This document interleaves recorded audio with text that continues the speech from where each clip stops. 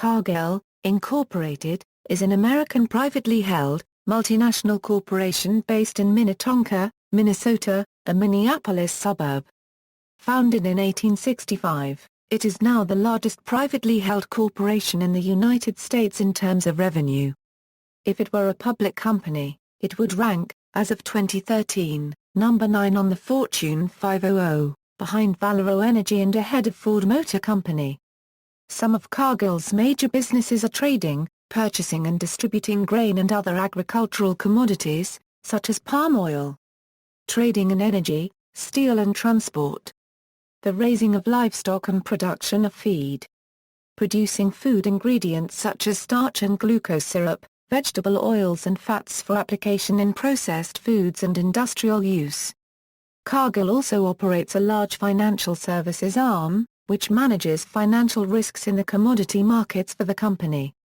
In 2003, it split off a portion of its financial operations into a hedge fund called Black River Asset Management, with about $10 billion of assets and liabilities.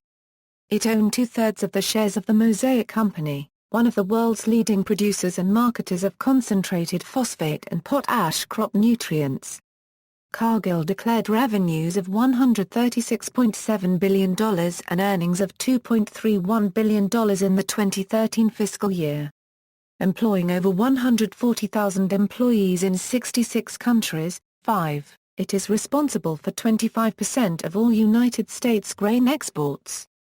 The company also supplies about 22% of the U.S. domestic meat market, importing more product from Argentina than any other company, and is the largest poultry producer in Thailand.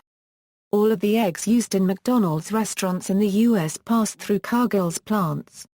It is the only producer of Alberca processed salt in the U.S., which is used in the fast food and prepared food industries. Cargill remains a family-owned business, as the descendants of the founder own over 85% of the company. As a result, most of its growth has been due to reinvestment of the company's own earnings rather than public financing. Gregory R. Page, who is not part of either the Cargill or Macmillan families, is the chief executive officer of Cargill.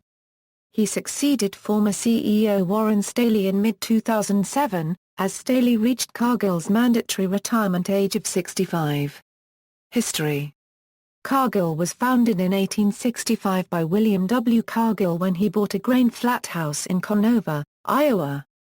A year later William was joined by his brother, Sam, forming W. W. Cargill and Brother.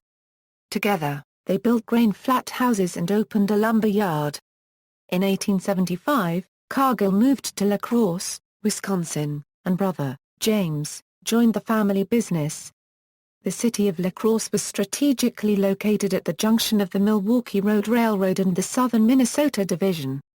Sam Cargill left La Crosse in 1887 and moved to Minneapolis to manage the office there, which was identified as an important emerging grain center. 3 years later, the Minneapolis operation incorporated under Cargill Elevator Company. Years after that, the La Crosse operation was incorporated under W. W. Cargill Company of La Crosse, Wisconsin. In 1898, John H. Macmillan, Sr., and his brother, Daniel, began working for W. W. Cargill. John Macmillan then married William Cargill's eldest daughter, Edna, 20th century. Upon Sam Cargill's death in 1903, William Cargill became the sole owner of the La Crosse office. John Macmillan was named as general manager of Cargill Elevator Company and moved his family to Minneapolis. William Cargill died in 1909, creating a fiscal crisis for the company. Macmillan worked to resolve the credit issues and to force his brother-in-law, William S., out of the company. The current owners are descended from John Macmillan's two sons, John H. Macmillan, Jr., and Cargill Macmillan, Sr., and his youngest brother-in-law, Austin S. Cargill I. John Macmillan ran the company until his retirement in 1936. Under his leadership Cargill grew several-fold, expanding out of the Midwest by opening its first East Coast offices, in New York, in 1923, and the first Canadian, European and Latin American offices in 1928, 1929 and 1930. During this time, Cargill saw both record profits and major cash crunches. The first of these crises was the debt left by the death of W. W. Cargill. The company issued $2.25 million in gold notes, backed by Cargill stock to pay off its creditors. The gold notes were due in 1917, but thanks to record grain prices caused by World War I, all debts were paid back in 1915. As World War I continued into 1917, Cargill made record earnings and faced criticisms of war profiteering. 4 years later, as a fallout from the financial crash of 1920, Cargill posted its first loss. One of the company's biggest criticisms has been its perceived arrogance. See, for example, Bruce Steneen in The Ecologist and also Greg Muttite in the same journal. The Macmillans' aggressive management style led to a decades-long feud with the Chicago Board of Trade. The feud began in 1934, when the board denied membership to Cargill. The U.S. government overturned the board's ruling and forced it to accept Cargill as a member. The 1936 corn crop failed, and with the 1937 crop unavailable until October, the Chicago Board of Trade ordered Cargill to sell some of its corn. Cargill refused to comply. The U.S. Commodity Exchange Authority and Chicago Board of Trade accused Cargill of trying to corner the corn market. In 1938, the Chicago Board suspended Cargill and 3 of its officers from the trading floor. When the board lifted its suspension a few years later, Cargill refused to rejoin. Cargill instead traded through independent traders. In 1962, Cargill did rejoin the Chicago Board of Trade, 2 years after the death of John Macmillan, Jr. during World War II. Macmillan, Jr., continued to expand the company, which boomed as it stored and transported grain and built ships for the United States Navy. In 1960, Irwin Kelm became the first non-family chief executive. Aiming for expansion into downstream production, he led the company into milling, starches and syrups. As the company got larger, it developed a market intelligence network as it coordinated its commodities trading, processing, freight, shipping and futures businesses. In the decades before email, the company relied on its own telex-based system to connect the company. When the Soviet Union entered the grain markets in the 1970s, demand grew to unprecedented levels to the benefit of Cargill. When Whitney Macmillan, nephew of John, Jr., took over the company from Kelm in 1976, revenue approached $30 billion. Government put pressure on big grain exporters on allegations of manipulating the market, and Cargill was a major target. However, it emerged without any major changes. Tensions arose with the company's private shareholders, as Cargill typically put 80% of earnings back into the business. By the early 1990s, members of the Cargill and Macmillan families became upset that their shares in the company were only giving back mediocre dividends. Demands rose for an initial public offering to turn the company public. The company responded with an employee stock ownership plan, and in 1993 reportedly purchased 17% of the firm for $730 million from 72 Cargills and Macmillans. It used that stake to begin the employee stock plan. The company's board of directors was reorganized to reduce the number of relatives to 6, alongside 6 independents and 5 managers. Ernest Mosaic took over as chief executive in August 1995.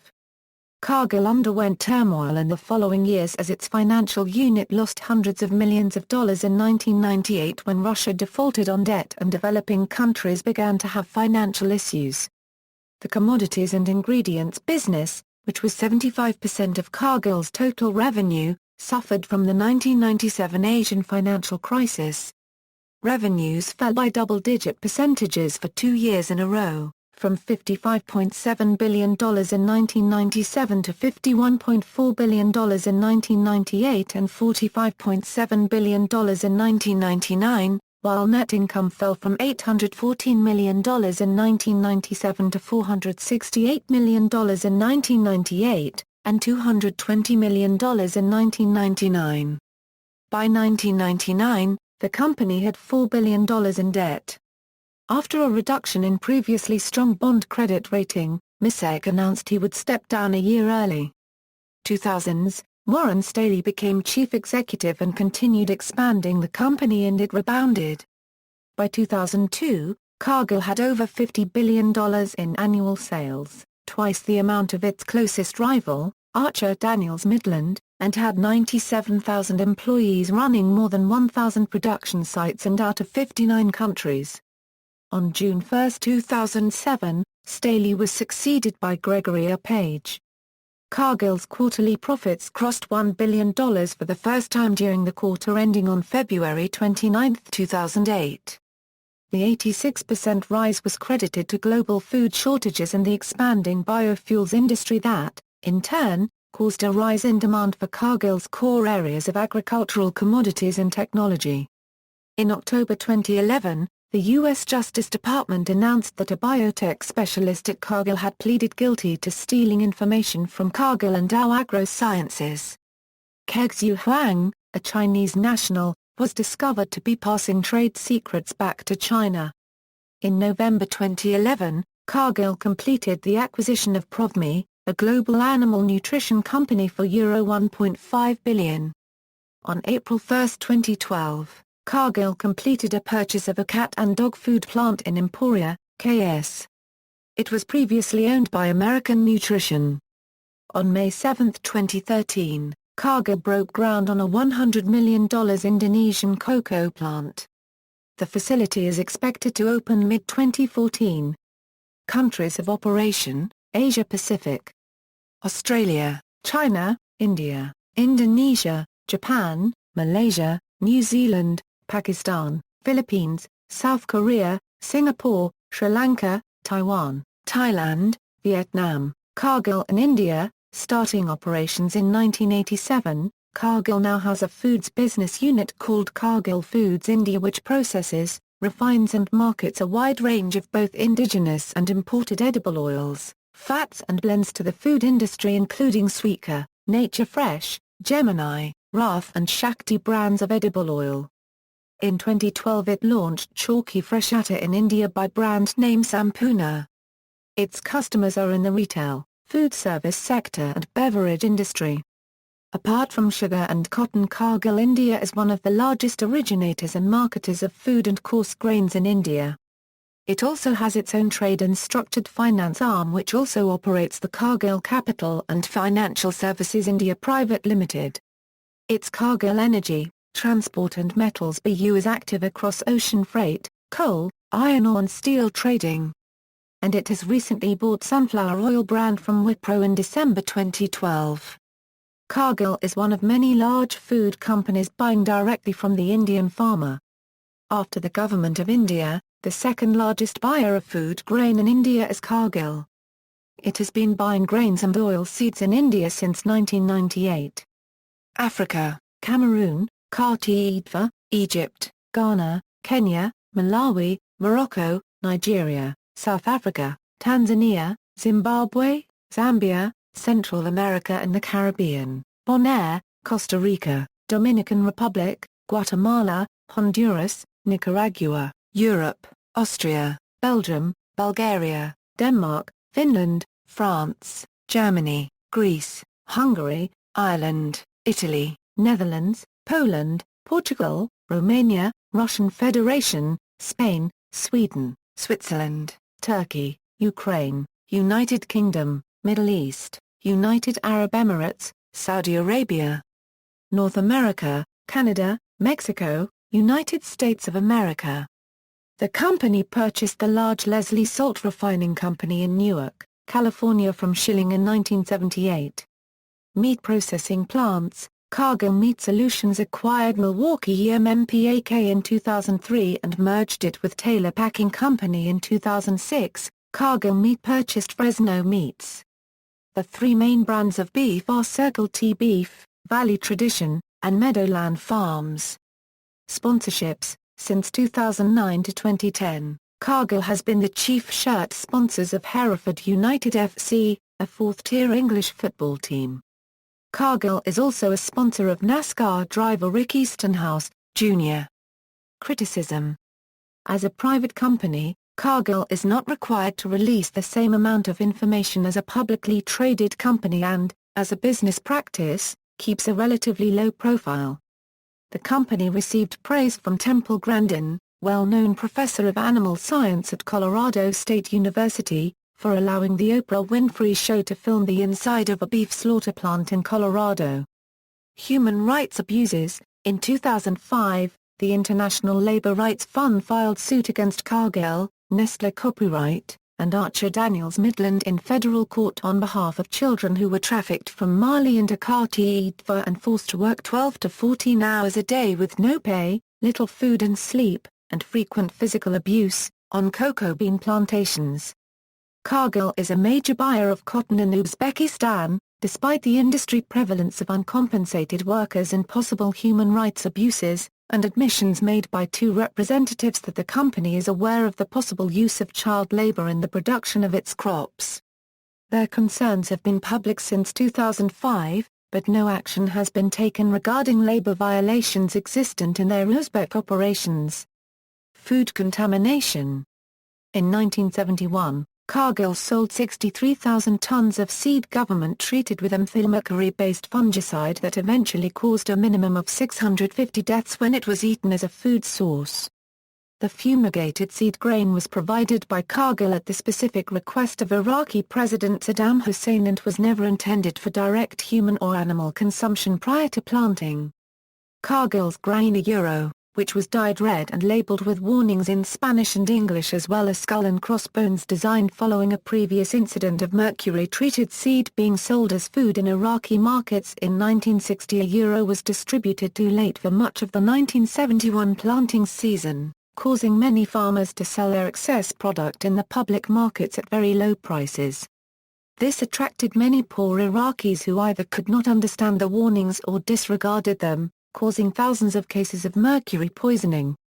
The long latency period before developing symptoms and the greater tolerance of cattle to mercury poisoning also contributed to the mistaken impression the surplus seed grain was safe to eat. In October 2007, Cargill announced the recall of nearly 850,000 frozen beef patties produced at its packing plant in Butler, Wisconsin. The patties were suspected of being contaminated with E. coli. The beef was sold mainly at Walmart and Sam's Club stores. In March 2009, the Australian Quarantine and Inspection Service temporarily suspended Cargill Australia's license to export meat to Japan and the US, after E. coli was detected in Cargill's export containers from its Wagga Wagga plant. In late April 2009, AQIS lifted Cargill Australia's suspension on its export license. In August 2011, the USDA and Cargill jointly announced the recall of 36 million pounds of ground turkey produced at Cargill's Springdale, Arkansas, plant due to salmonella fears. The meat recalled was produced from February 20 to August 2. The Centers for Disease Control and Prevention announced that the particular strain of salmonella found was resistant to commonly prescribed antibiotics.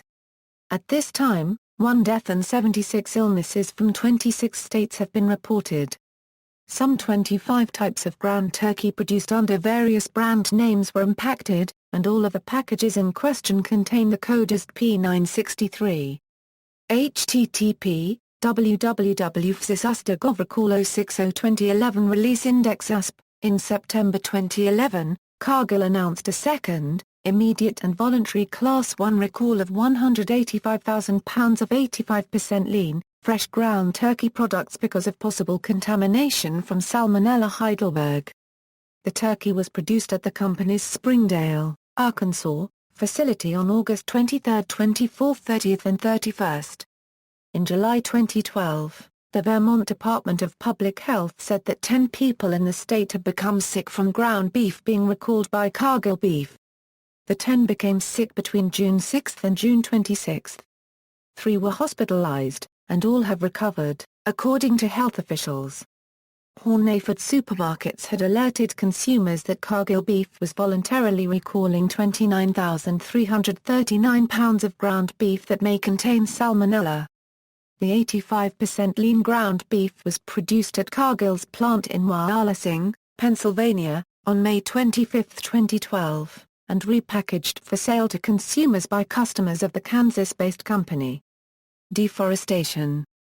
In 2003, Cargill completed a port for processing soya in Santarém. Copyright M in the Amazon region of Brazil, dramatically increasing soya production in the area and, according to Greenpeace, speeding up deforestation of local rainforest. In February 2006, the federal courts in Brazil gave Cargill 6 months to complete an environmental assessment. Initially supported by job-seeking locals, public opinion turned against the port as jobs have not appeared. In July 2006, the federal prosecutor indicated they were close to shutting down the port. Greenpeace took its campaign to major food retailers and quickly won agreement from McDonald's along with UK retailers Asda, Waitrose, and Marks & Spencer to stop buying meat raised on Amazonian soya. These retailers have, in turn, put pressure on Cargill, Archer Daniels Midland, Bunge, Andrew Copyright Maggie Group, and Dreyfus to prove their soya was not grown on recently deforested land in the Amazon. In July 2006, Cargill reportedly joined other soy businesses in Brazil in a 2-year moratorium on the purchase of soybeans from newly deforested land. Cargill sells palm oil, which has grown on former rainforests in Sumatra. Career programs: Cargill offers several opportunities for graduates in Europe and United States. Some of the programs are: European Graduate Program, U.S. Undergraduate Program, see also. Cargill Family, Alberga Process, Margaret Ann Cargill, Notes, About Cargill, References. External links: Cargill official site, Cargill on Twitter.